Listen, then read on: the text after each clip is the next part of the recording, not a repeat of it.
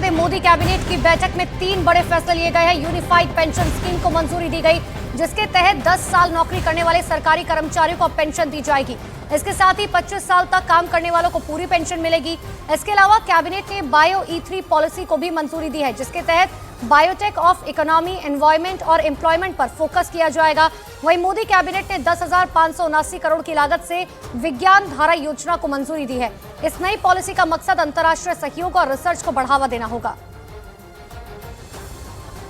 तो बड़ी जानकारी आपको दे रहे हैं, जहां पर 3 बड़े फैसले जो है वो लिए गए हैं मोदी कैबिनेट को लेकर। मोदी कैबिनेट में जिसमें यूनिफाइड पेंशन स्कीम को मंजूरी दी गई है। इतना ही नहीं, जिसके तहत 10 साल नौकरी करने वाले सरकारी कर्मचारियों को पेंशन दी जाएगी। 25 साल तक काम करने वालों को पूरी पेंशन मिलेगी। इसके अलावा कैबिनेट ने बायो E3 पॉलिसी को मंजूरी दी है, जिसके तहत बायोटेक ऑफ इकोनॉमी, एनवायरमेंट और एम्प्लॉयमेंट पर फोकस किया जाएगा।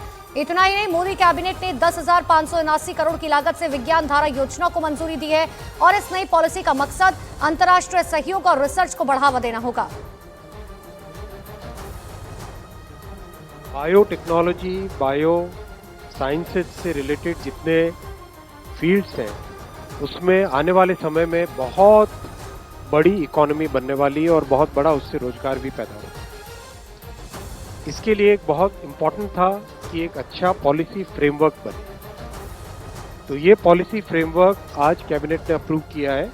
Bio E3, bio technology for economy, environment and employment. Second decision है विज्ञान धारा स्कीम। साइंस एंड टेक्नोलॉजी में